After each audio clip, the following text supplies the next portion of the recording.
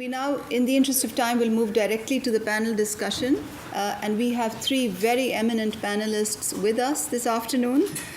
Sir Richard Peto, who is our venue host for today, is a fellow of the Royal Society, and he was knighted for his services to epidemiology and cancer prevention.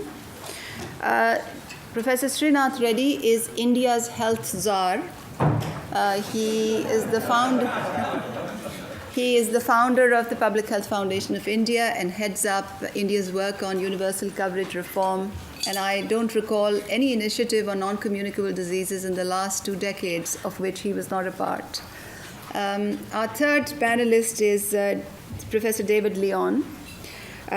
His bio said that he's chair in epidemiology at the London School of Hygiene and Tropical Medicine. I had not met him before, and Sir Eldred Parry introduced me to him over lunch. And he said something very interesting about him. He said, David is a man of liberal thought and lateral thinking. And we'll see during the course of this discussion to what extent that is true.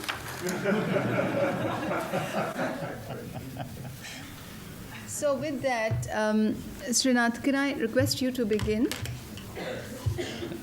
Thank you, Sania. The burden of czardom comes with shortened life expectancy. So we hope that won't be the case. I'd like to congratulate Stephen and the entire team led by Chris on a truly monumental study, not only in terms of the wealth of information, but which is also momentous in terms of the potential impact on policy. As Sania said, not merely in the area of the health sector, but also in many other sectors. Clearly, there has been a demonstrable shift in the nature of risk factors and the combinations thereof, to which the large fractions of global burden of disease can be attributed. However, while the risk factors associated with non-communicable diseases, especially in the adults, do turn out to be quite dominant, increasing even more in prominence in comparison to the 2000 estimates. Clearly, regional variations have been documented, and they are important to study. For example, sub-Saharan Africa continues to have a high attributable burden of risk factors associated with childhood deaths, suggesting that the transition has not been as swift and as in other parts of the world. But even in South Asia, where I come from, we do see a combination of increasing risk factors related to NCDs, as well as some of the pre-existing risk factors which continue to be very prominent, like the increasing risk attributable to tobacco, as well as blood pressure, contrary to some other regions in the world where the impact of these is declining. But household air pollution continues to be a very important risk factor in the South Asian context. So one has to look at the regional variations as well. Of course, a country like India exists simultaneously in 5 centuries, and there are going to be islands where you will find many of the traditional risk factors of childhood deaths quite dominant, and they need continued attention. But in the area of tobacco, just purely in terms of measurement, clearly smoking, including secondhand smoke, has been the measured exposure. Whereas in South Asia now, the most dominant form of tobacco consumption in India at least, and also in some of the neighboring countries, is now oral tobacco, which is causally related to oropharyngeal cancers. So as you move along, you might wish to add on this element as well, particularly since oral tobacco is also now making an entry into some parts of sub-Saharan Africa. Well, in terms of the nature of the studies that are conducted, clearly there has been substantially more information gathered and also better quality of information because of access to technologies, whether it is satellite mapping or better kind of nutritional ascertainment. And all this adds up to not only an explanatory resource for understanding how changes have occurred over the last 2 decades, especially over the last 1 decade, but also provides the portents for the future where today's risk factors will turn out to be tomorrow's events, and therefore policy directions will now have to look at how some of these increasing trends in some of the major risk factors of non-communicable diseases will have to be tackled, even while some of the risk factors related to childhood deaths would continue to receive some attention. Limitations have been mentioned by Stephen, particularly the whole area of uncertainty. I suppose, given the fact that uncertainty has been mentioned so many times during the day, probably more times in a single academic day than when Heisenberg would have presented his first paper on uncertainty principle.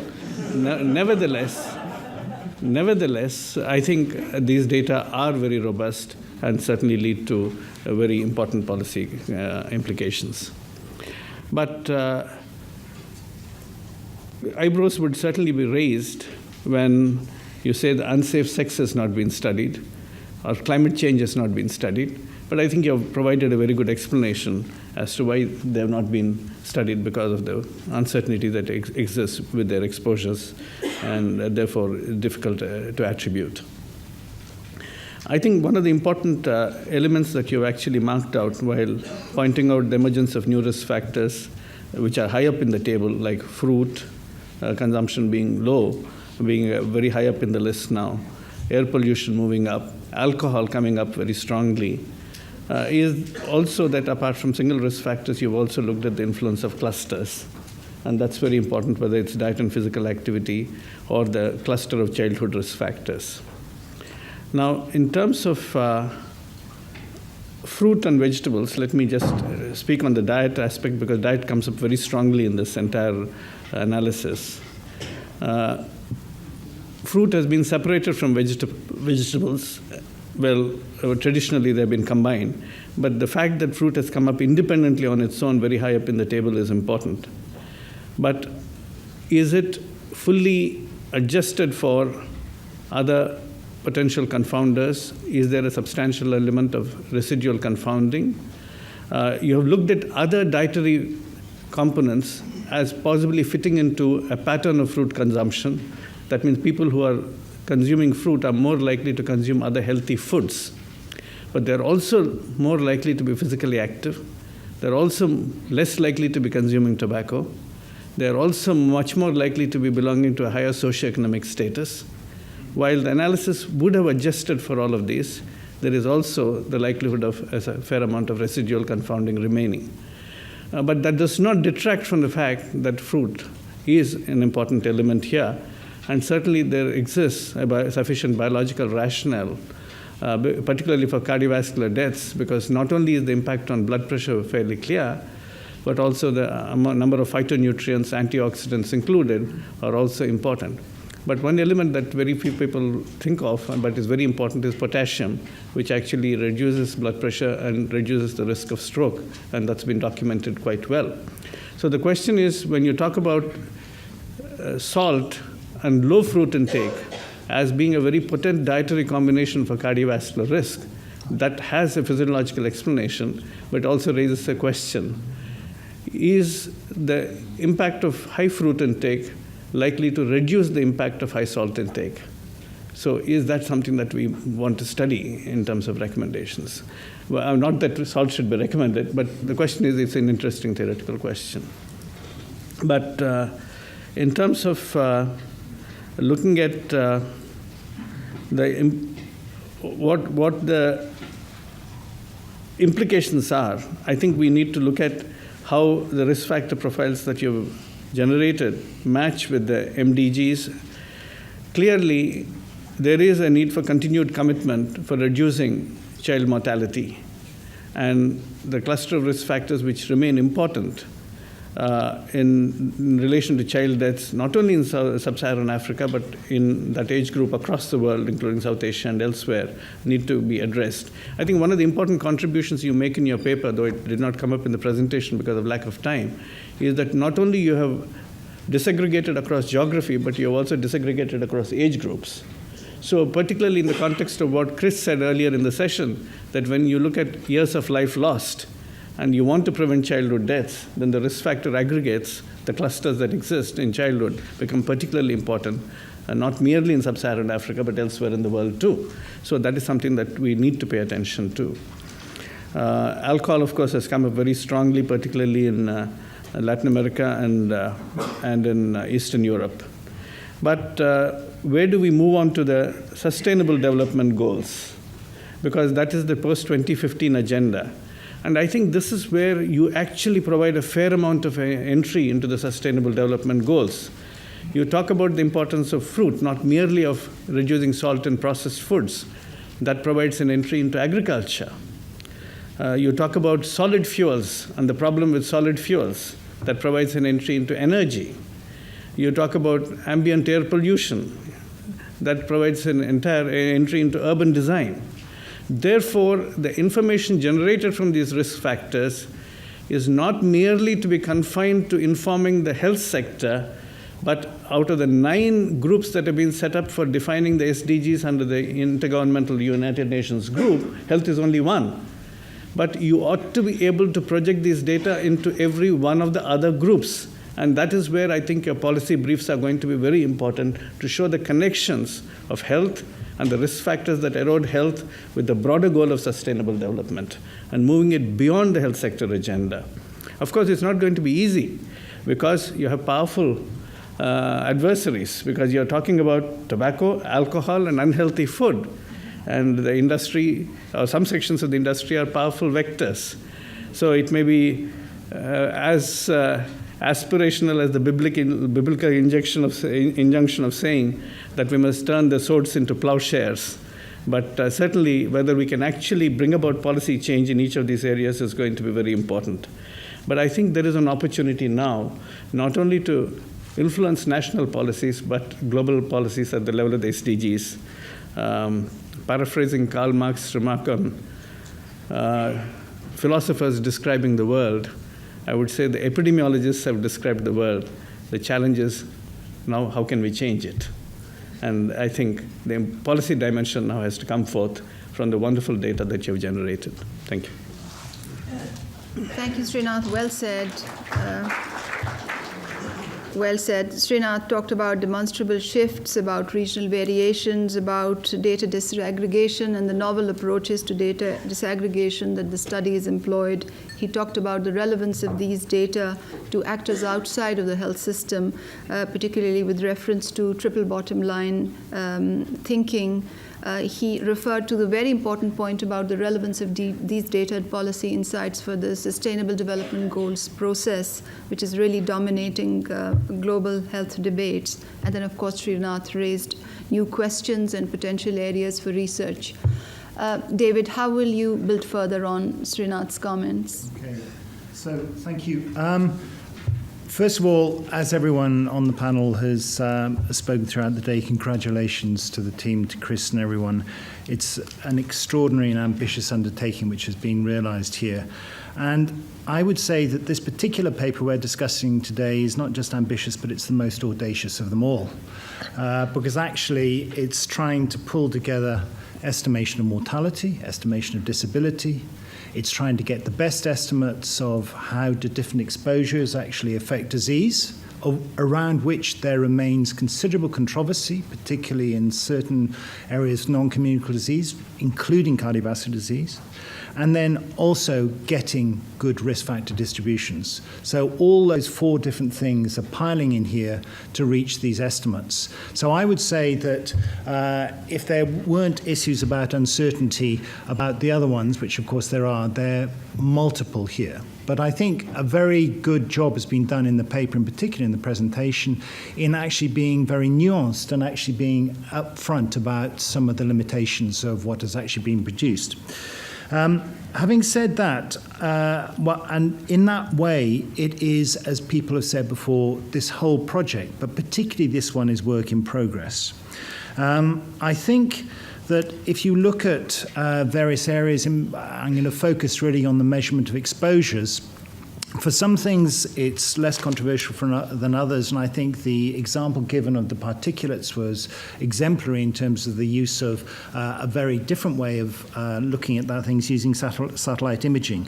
But if you come down to something like alcohol, alcohol is an extremely difficult thing to measure, and I think there probably quite a lot of error in the different country estimates, not least because in many low and middle income countries, an important fraction of ethanol consumption is actually coming through unrecorded consumption.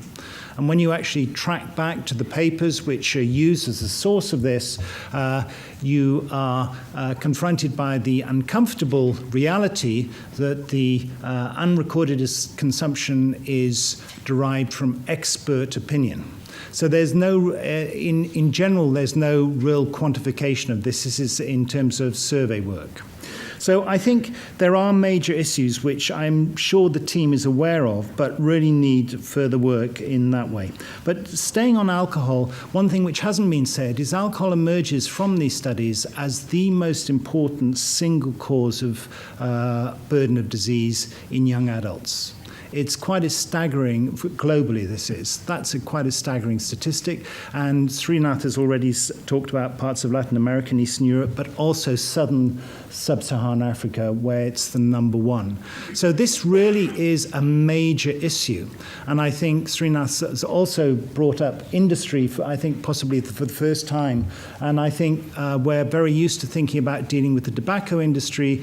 The alcohol industry is an equally determined foe in many ways. I don't think we're heading towards a world of zero alcohol consumption, but certainly there are indications that in certain areas of the world that alcohol consumption is going up, and that will not, any attempts to reduce that will be met by the industry in a vigorous way. So I think just looking at one or two other areas for the future, the question of improving the data. I think there's a real question of who is going to pay for risk factor surveys. We talked earlier on about the need to get governments to actually realize their responsibility to collect, perhaps under independent supervision, basic data on mortality and perhaps morbidity. But risk factor surveys which are reliable are rare animals everywhere. In point of fact, they're not necessarily, there aren't very many countries in the world which do this comprehensively. And many blue chip funders in the science area who are interested in global health, it's very difficult to get them interested in things like basic risk factor surveys, even when you take blood, because to them, blue chip biomedical funders are not interested in what they consider to be unnovel things. They want novelty. And I think there's a real challenge there as to how we're going to actually do that. Now, talking to Neil Pearce earlier in the day, he gave the example of ISAC, which is the international collaborative study on asthma. Where basically they tried to do something by getting central funding for a lot of countries and realized that wasn't going to get work, and so they actually just pieced together funding, and actually it gathered momentum of its own right. So I think there needs to be thought given to how do we actually really get consistent data being collected, who's going to fund it on risk factors. The next thing I think is a very important thing which has been brought up again, which is the emphasis on the presentations clearly is at the regional or the global level. But for many countries, policy change happens when the national data is going to be presented. And I think here, I would like to think that, and I'm speaking as an outsider, that there is sufficient flexibility and resource given to being able to deal with what was referred to, I think Alan Lopez called the misalignments between perhaps what the Global Burden of Disease 2010 is saying about a country and what a country itself thinks about itself. Now, clearly there's sometimes it's at that level of engagement with individual countries that perhaps some of the most fruitful updating and revision of the data is going to occur. So I think, but that requires resources. And lastly, the issue around resources, which I think is an important one. I think the data visualization tools which have been displayed, the very extensive documentation, the endless web appendices, these are great. These are absolutely great. But going back to what Richard said initially, he said, I'd like to play with the data. Now, probably if I ask how many other people would like to play with the data in the sort of raw way, possibly it's a minority interest. But it's a very important thing. Data which is used at the raw level is where you actually find problems. It's one of the basic issues of empirical science is that when other people start playing with your data, that's when they find that there is in it which you haven't seen. And I think it's a very important thing for science that actually it's not just the very nice data visualization tools and the bottom lines which are in the papers, but there's got to be a mechanism for those people who are so inclined and have the capacity, of which there are a large number, to actually be able to interrogate closer to the raw data, to look at the actual specific assumptions made in, and to be able to then perhaps modify those assumptions. That's a very important thing. But it does not come without a cost. And what it reminds me of are the debates that we've had in science over the last 20 years about open access to data, primary data from large cohort studies, for example, where one of the main objections made by scientists, and it's a legitimate one, is that I've actually put my life into producing these data. I do not have the resources to service third-party requests adequately. But I think funders now, certainly the big major international funders, realize that they need to put money into that. So I don't think this is something which can be solved overnight. It requires resourcing. But I would like to think that there's a direction forward where perhaps with a suitable thinking about where do the resources need to go, then it would be able there would be more transparent access than perhaps can be afforded right now. So it's not a question of denial of access, it's a question of those resources.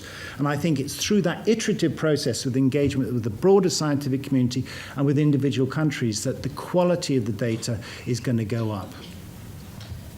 Thank you, David.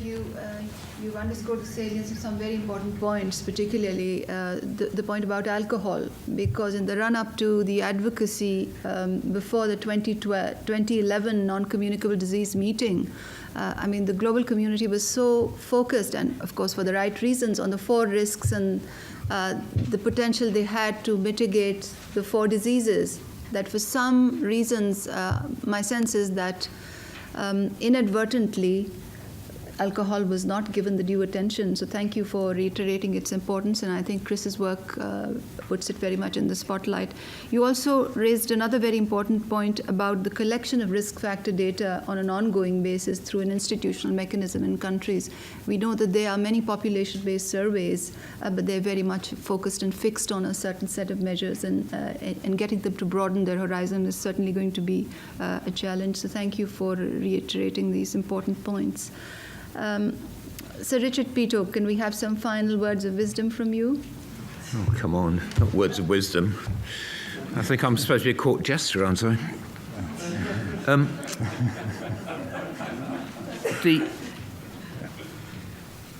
I really want to know the relative importance of different causes. I want emphasis on the most important ones. Obviously, it's very, very good now in global health that tobacco is now taken seriously as a global health problem. Back in the 1980s, it wasn't. It was just impossible to get it taken seriously as a global health problem. People who were concerned with, what was going on in developing countries just thought you were mad if you were actually interested in tobacco. Well, you just got no idea of what was relevant. And now it's seen in, in appropriate perspective, just of how many deaths it is causing, how many deaths it will cause. And I suppose the thing about tobacco is that we really are certain that the hazards are substantial, that the hazards of prolonged smoking are substantial. And, we know that where there's widespread smoking now, even if we don't yet have a lot of deaths, we will have. So this is 2010, and the numbers in some populations, when in a lot of populations, are going up substantially. China, for example, even though they're going down here, they'll be going up in China. And if this is going to be emphasised, this is a really difficult thing to get taken seriously because it's something like 10% of Chinese government income. And so anything that they do which works, any kind of health warnings that they put out that work, any kind of restrictions on smoking in public places that work, will reduce government income. The only thing that doesn't is increased taxation. And the French gave the best example of this. They tripled the price of cigarettes over a 15-year period, and consumption halved, and French government income from tobacco actually doubled in real terms. So that was 1950 to 2005. It gives this slogan, triple, halve, double. Now, taking tobacco seriously, getting out, we're nowhere near it yet in most parts of the world. In India, there's almost no ex-smokers. I mean, I know exaggerating, Srinath, but really it's pretty rare. And in China, it seems to be only the educated end of the population where there's much cessation of smoking. And this is after decades of effort. And I'm just afraid of too many things being said to be relevant. If other things are relevant, when you go into the evidence on alcohol, it's more important than I thought it was 20 years ago, certainly. And it's very good to get emphasis on other things. But when somehow I see this list, I mean, Stephen, you say 3 million deaths a year from ambient air pollution, 3 million deaths a year from household air pollution. How come, I just don't know how certain I can be of these things. People have been trying to study air pollution for ages, and it's very difficult. I mean, smoking is relatively very easy because people mostly either smoke or don't and do it for decades, and then epidemiology is easy. When epidemiology is looking at what's happening in a population, it's just been wrong again and again, and I just don't know how reliable the claims of a claim like 3 million deaths a year from ambient air pollution is. I mean, I think my uncertainty limits on interval on it would be a lot wider than most other people's would be. And the same is true for various other things too. I'd really like to understand the relevance of diet to vascular disease. I've tried and tried in lots of ways. Eventually, the statins came and they really helped cut through the uncertainty about how wonderful reducing LDL cholesterol was. Statins really reduced it. You could take one pill a day and change a British cholesterol into a Chinese peasant cholesterol. And the effects were really demonstrable in randomized trials in a total of 200,000 people. So that's nice and solid. But what I just don't know what to do with the claim that 2 million deaths a year from diets that are too low in nuts and seeds, 2 million deaths a year from diets that are low in whole grains, 2 million deaths a year for diets that are low in vegetables, 5 million deaths a year from diets that are low in fruits, 1 million, 3 million a year caused by having too much salt in the diet. And I just don't know how to treat these claims. I know they're there, and I know that they might be true, but I still feel that they might not be. As I say, my uncertainty intervals on these things, maybe due to lack of education on the subject, are so wide that the lower confidence limits or lower uncertainty limits would include these things not really turning out to be terribly important if they were studied properly. And I don't know, and I think maybe if we're trying to prioritise things, you can probably think of 1,000 things that could be relevant, and if you give the sort of upper limit as to how relevant they could be, then really virtually everything could be really substantially relevant. But if you take the lower limits, then most of them sort out. Most of the claims about some environmental thing being important, the lower limits, they might not be. Whereas for smoking, the lower limit, yes, it's still a lot of deaths, and it's going to be an even bigger number. And so I'm not sure. It seems to me, although you're trying to get the estimates right and you're trying to deal with uncertainty, that you may be putting up too many things where the lower limit still ought to be somewhat lower than it seems to be here. I haven't had time to study these things properly yet, but that's what I want to do over the next few months. Certainly I've got to learn some new numbers, that's for sure. I've been giving these lectures about 40 million deaths a year before age 70. Well, that's the late 1990s. Now it's 30 million deaths a year before age 70. So I'm going to have to learn new numbers and all sorts of things. I thought the mortality paper was excellent on that. But it's been so difficult to get governments to take smoking half seriously. And, when you get the paper this morning, blood pressure, millions at risk, and it says, where have we got? high blood pressure now claims more lives than smoking alcohol. And then there's a picture of a happy woman taking a pill inside and saying, oh, it's so easy. It's nothing to worry about. It's good news if you've got high blood pressure because you can get it down very quickly and stop yourself having it. It's just, we spent ages and ages trying to do programs of screening for hypertension in various populations. And it's just very difficult to affect population death rates. It's very difficult to actually do things. And BMI, well, again, these things are just very difficult. And it comes back to Torres' thing. It's very difficult to keep more than 2 or 3 things in mind at once as priorities. And obviously, smoking isn't the number one priority everywhere. I mean, if you're in sub-Saharan Africa, then, smoking may be worth worrying about, but certainly HIV and war are more worth worrying about. But I suppose I'm going to need months really to try and digest this, talk it over with people, and maybe learn that I ought to be more concerned about particulate matter than I am. At the moment, I suppose I'm still sceptical as to whether they are as important as this report claims, and I look forward to learning a lot more in 2013. Well, thank you, Richard, and good luck for the next 2 months. It looks like you're going to be very busy. We're also joined on this panel by Majid Azati, and Majid Azati is not just Stephen Lim's best friend who's been brought up here.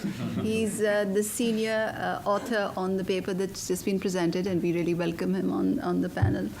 So with this, we'd like to open the floor. I'm mindful of time. We just have 10 minutes to go. Questions, comments should be very short and crisp, directed to the person who you want a response from. So can I have a show of hands, please? Gentleman way at the back. I'm Ali Zumla from University College London. I share Richard Peters' cynicism and uncertainty about risk factors. I'm sure there are many young people in the audience at the moment who are thinking, which of the long list of risk factors in cardiovascular disease that we can avoid now so we can live longer? This brought back memories of my days at medical school in Zambia, at the University of Zambia, when Christian Bernard, the famous heart transplant surgeon, had performed the first heart transplant from a colored patient into a white man, and the embargo on him was lifted to go around Africa telling everybody about his heart transplant. Zambia was the first country to invite him. I was a 17-year-old medical student, and it was a jam-packed audience. He was talking about the cardiovascular complications of lifestyles. At question time, I asked him a basic question. I'm 17 years old. What can I do to prevent myself from getting cardiovascular disease? The same factors that we're discussing here. And he told me, well, it's bad to be male. Try not to eat fat. At that time, Bruce Lee had just died of a heart attack, and he did all the exercise in the world. And people were drinking wine, and garlic was also probably associated with a cardioprotective effect. And he says, just remember this for the rest of your life. It's just basic and simple. Early to bed, early to rise. Take non-competitive exercise. Take care not to eat butter, eggs, cream, or meat. Do not forget when you dine to take garlic with your wine. And that it's bad to be male has already been proved, so have your testicles removed. Well, I've still got my testicles. I fathered 3 children. But I say this because this is déjà vu. We're going around risk factors again. Richard Peters just mentioned, what is the importance of these risk factors? Can anyone tell me from here? But just to say, I'm from the University of Zambia, and today we are graced and have the privilege to have in the audience First Lady Christine Kaseba, the wife of His Excellency the President of Zambia here, and we've also got the Zambian High Commissioner, His Excellency Bizwe Nkunika. We're getting very strong political support from Sub-Saharan Africa, and I think we should give them a round of applause for coming here.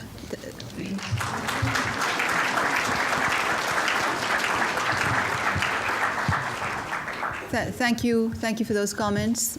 Gentleman in the 4th row, in the corner. Sí, María Or the lady Victoria who already has the Zunzunegui, microphone. Université de Montréal. I work with a group of researchers on social inequalities, and I would like to know why this paper doesn't include the main social risk factors that we know about, like unemployment, underemployment, poverty, insufficient income, social isolation, discrimination? Thank you for that question. Any other questions from the floor? The gentleman way at the back at the left. Tim Brewer from WaterAid. Understandably, I'm a little bit surprised to see this downward revision of water and sanitation emphasised so much, given especially that diarrhea remains the fourth biggest contribution to DALYs in the world in the new estimate. Looking at the table in the back, you can see quickly that about 10 diseases that were in the last GBD were not included in the water and sanitation estimates, neglected tropical diseases and other things. And in the time that's passed since then, we would have expected to see actually additions in terms of the WASH impact on nutrition and pneumonia and other things.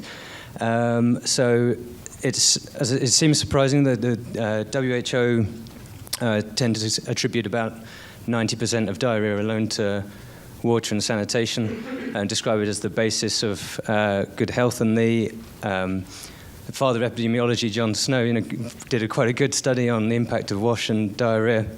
And the question is, it seems quite, again, to have quite a big uncertainty around that one and to be pushing it quite strongly as a message seems to have potential policy implications that could be quite bad, and particularly looking in sub-Saharan Africa and South Asia. So just a comment on that. I think the authors can take the last two questions. Sure. I mean, I think actually the second last question was also related to Richard's comment. So one of the problems with being on a panel with Richard Pito is that every paper that you want to actually mention as the source of evidence has been written by Richard Pito himself. So, but be that as it may, I think one might as well take it. I mean, I think on issues like air pollution, I think Richard, you're right that doing epidemiology is harder because things change over life. On the other hand, we face things such as the study that you did in China, that we see among Chinese never smokers a 10-fold difference in their lung cancer mortality rates across places. And in facing that, one actually faces an equivalent question, which is that is actually attributing zero to it the right amount?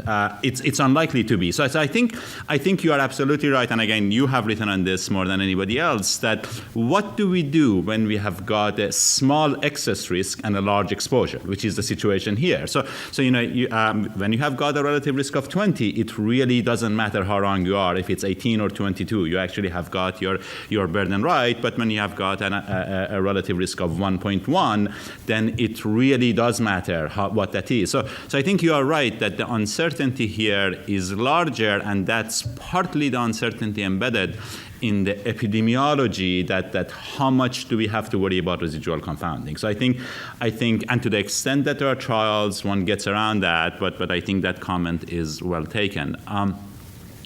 And the same issue comes around dietary factors, which is that a lot of these are high exposures and low excess risks, and hence quite sensitive to the extent of confounding on that. And then I think building on that, there is the issue of, I think, an example that we should not forget is what has happened in the past 10 or 12 years in terms of our view of the burden of alcohol in Eastern Europe. So when this work was done 10 years ago, Dave Leon had initially written some of the papers talking about the big burden. It was partly ecological at that time. The issue of thinking about patterns of drinking was an extremely difficult thing to do at that time. It was much harder than it is now. And yet a quantification was done. And again, it was the same situation, which is that does one actually say that alcohol is predictive of cardiovascular disease in Eastern Europe, as it has been in British doctors, in Nurses' Health Study and so on, or does one actually take into account the potential issues of pattern, despite the massive uncertainty? And then, again, Richard did the study in Eastern Europe that actually through direct measurement and direct autopsy found the really large burden. So I think facing these situations, one actually has to pay attention to the cost of not having quantified as well. And I think that's when we get into the issues that you raised, which is that how does quantifying versus not, how does sort of the amount of uncertainty affect the policy debate helpfully or hurtfully? But I think that message should remain with us. I think I'll actually, on the issue of water and sanitation, you mentioned Jon Snow, and this came up yesterday also. We are in London. We should not forget that sanitation is hugely important. I think there are a couple of issues here that we should remember. One is that, again, to sort of go down the route of absolute burden, no matter whose numbers you look in the world, child mortality has been coming down, and it's actually much lower than it was 10 years ago. And there is debates about how much of that is diarrhea, how much of that is malaria, but the GBD numbers for diarrhea deaths among young children are actually quite small. So you don't actually have a lot of room to increase the burden of water and sanitation. That being said, you are right that the fraction attributed to it is much smaller than it was. And I think, as the paper discusses in a lot of detail, that's actually quite likely to be an underestimate. Some of that underestimation is because we are actually quite bad at measuring hygiene. Sandy Kencross is here, and he and Val Curtis wrote the paper on how complex the set of interactions of water, sanitation, and hygiene are, and our actually quantification through health surveys of hygiene behavior is quite bad. And if we were to able to have done that, that would have been actually a much larger burden. The other part of it is actually constrained by the nature of epidemiology that we are facing. So here is a situation that we have got randomized trials, but the randomized trials almost certainly have not reached all the benefits that we could have reached because of issues around implementation and compliance. And yet there is no other form of evidence out there. So when we look at the randomized trials, we are actually constrained by small effect sizes. So in some sense, I think this should be a call to saying that to the extent that we need to do this in the same way that work on indoor air pollution and household air pollution, not only conducted a randomized trial of a stove, but in the same population measured personal exposure so they could quantify what the effect of intervention was and how much they were missing. Something like that should be done for water and sanitation to be able to get the full burden that there is. But I think point well taken that it's one of those things that as the paper discusses in detail, there is likely to be an underestimation of the effects. Thank you, Majid, for that clarification. Unfortunately, we're running out of time, so I will not be opening the floor for questions and comments now. I'll turn back to the panelists for 30-second concluding remarks, starting with you, Srinath. I believe the data that have been produced here are sufficient for initiating policy-level responses at the global level and at the national level. Any refinements that have to be done in the methodology of exposure ascertainment, outcome ascertainment, as well as adjustment for multiple confounders, all of those need to be looked into. But those quibbles should not undermine the importance of this particular paper from point of view of global action in the area of health, as well as all the other determinants of health. Just very briefly, in response to the question from the floor about socioeconomic factors and so on, they're not mentioned extensively at all in these reports, but it seems to me that what we're looking at is an issue of a hierarchy of explanations. And I think it would be extremely unfortunate if anyone interpreted the GBD estimates and this work as suggesting that poverty or anything isn't an absolutely essential thing to tackle, because it clearly is, and it is the driver of many of these specific exposures that we've actually looked at. So I think these things should not be put in opposition, but on the other hand, perhaps they require further explanation so that people don't fall into that trap. Richard. I suppose on this report in general, I think, I'm going to spend a lot of time with it, but it's really striking the wonderful decrease in child mortality, but still the massive amount of child mortality that's still there. I mean, Chris's graph, I think I liked his years of life lost picture best of all, where you've got this very, very clear excess from mortality in the first few years of life. So there's still a lot there, but there's been this spectacular decrease. And I think that we should all remember that adult mortality is decreasing, not increasing. I think I'd emphasise age-specific death rates. Among people of a given age, the probability of dying in the near future is lower now than it was It's lower in, I think, all age ranges, but it may not be, I think, in all age ranges, and quite substantially lower throughout middle age.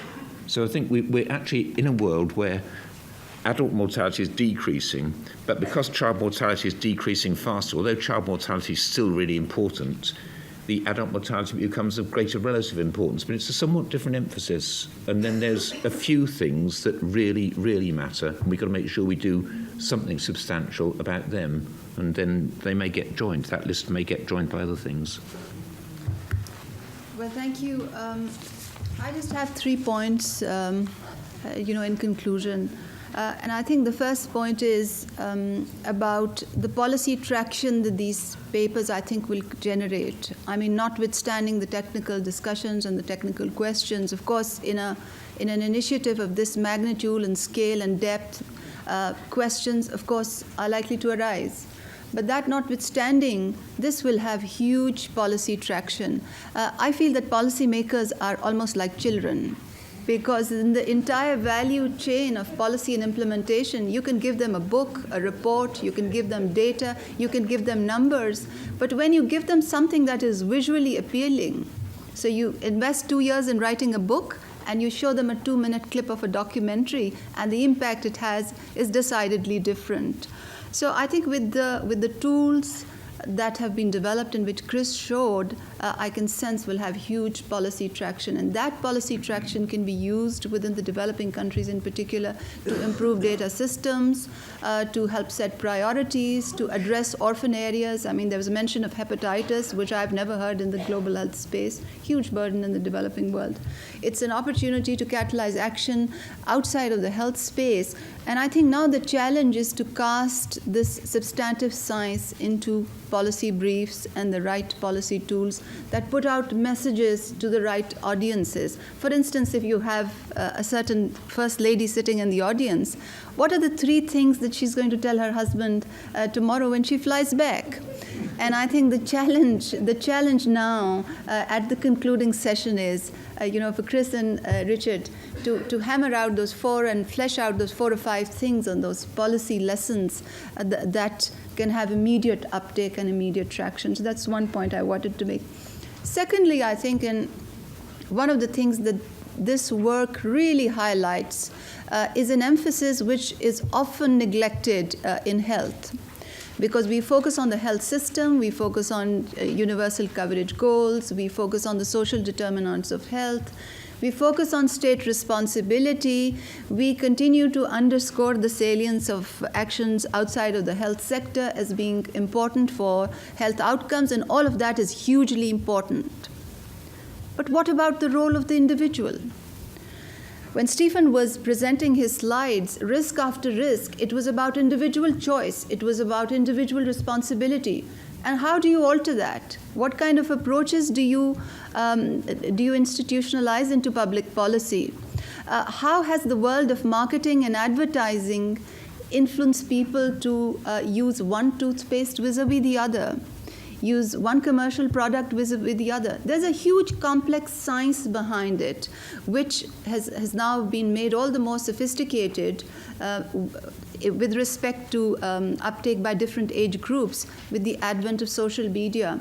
And I was so pleased to see McKinsey in the front row of a session dedicated on the global burden of disease, because these are the people who have the knowledge base, the skills, and the resource base which can help translate such products into policy action and into a flavor that will actually resonate with policymakers in countries. So once again, congratulations for this remarkable work. Thank you for assembling us all here. I'd like to thank all the panelists for conforming to time and for their excellent interventions.